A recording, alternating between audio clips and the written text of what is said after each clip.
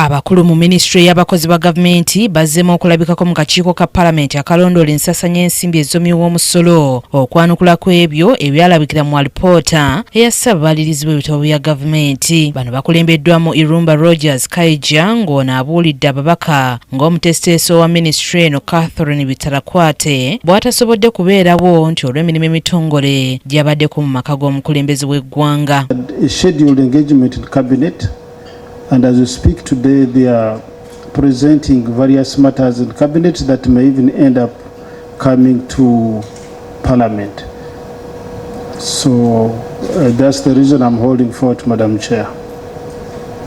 Did you say that? Ono kyokka akakiiko kamutadde ku nninga okulaga obukakafu nti ye mutuufu asigiddwa okwanukula ebibuuzo ng'era wano amyuka ssentebe w'akakiiko Gwebasigidde Namugga amusabye okwogera ebbanga ly'amaze mu minisitule ey'abakozi ba gavumenti. We have never gotten any communication from her, either either in writing or through SMS, anything. We've never gotten any communication from public service of failure for the PS to appear on this day. For how long have you been in public service? I am 6 months the Minister of Public Service. But you've been in public service for a long time. Okukubagana empawa wano kubaluseewo mu babaka bennyini ku kyamateeka obanga gakkiriza ono okwanukula ebibuuzo ekiwaliriza amyuka ssentebe w'akakiiko Gwebasigidde Namugga okuyimiriza olutuula okumala eddakiika 3 okusobozesa Irumba okulaga obukakafu nti yakwasiddwa obuvunaanyizibwa mu buwandiike okwanukula ebibuuzo ku lwa Bitarakwate. No. Do you have it or not?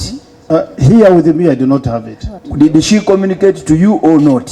She communicated to me that I will hold brief. To you? Should be having a copy of that letter that the PS sent to us for him to present here. Could you kindly tender in that letter before this committee? It is so important that it must specify the scope of the delegation. You know the principle of delegatus. You know it very well. He is only 6 months. He even doesn't know how this money was utilized. He's just gotten into that office. Now he wants to spend time here to answer what he may not even be able to answer. Aware of your mandate, we are giving you 30 minutes to bring a letter that is delegating you to this committee, and within 30 minutes you will appear back and respond to matters of. Kyokka akakiiko kagenze okuddamu nga Irumba taleese bukakafu mu buwandiike ku by'okubeera omusigire w'omuteesiteesi omukulu wa minisitule y'abakozi ba gavumenti era ekizeeko ye mubaka Gwebasigidde Namugga ng'abadde akubiriza olutuula luno okugoba abakulu abavudde minisitule y'abakozi ba gavumenti omulundi ogwokubiri ng'era balagiddwa okudda enkya ku ssaawa 10 nga bali wamu n'omuteesiteesi omukulu owa minisitule eno Catherine Bitarakwate. Accounting officer will not perform everything in his ministry or in his entity alone. He will have to delegate people to do work on his own or her behalf there. But when it comes to parliament, as the law says, the accounting officer, he or she herself must be accountable. The Ministry of Public Service, however, I had observed that it is very unfortunate that this memo would take 40 minutes to reach this place. So the name of the person here does not appear in the list of the accounting officers for that particular financial year. And even now. The Ministry of Public Service is going to appear tomorrow before the Public Accounts Committee at 4 p.m. It is the last day we have for you as the Ministry of Public Service.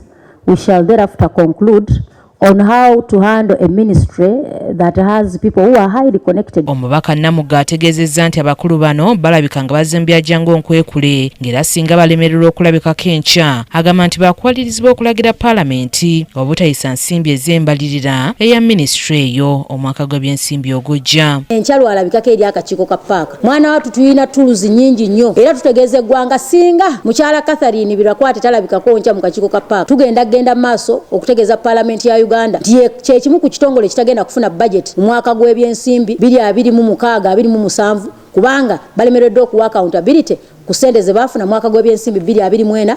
Abakulu okuva mu minisitule y'abakozi ba gavumenti abaali bakulembeddwamu omuteesiteesi omukulu owa minisitule eno Catherine Bitarakwate kinajjukirwa ng'era baagobwa mu kakiiko kano ak'ebyensimbi ssabbiiti ewedde olwa Bitarakwate okulemererwa okwanukula ebimu ku bibuuzo ebyali bimubuuzibwa naddala ku nsonga y'abakozi ba gavumenti abamu okwenyigira obutereevu mu by'okulonda. Ssebuginyi Joseph yakusakidde eggulire lino ku KTV Amalindirire.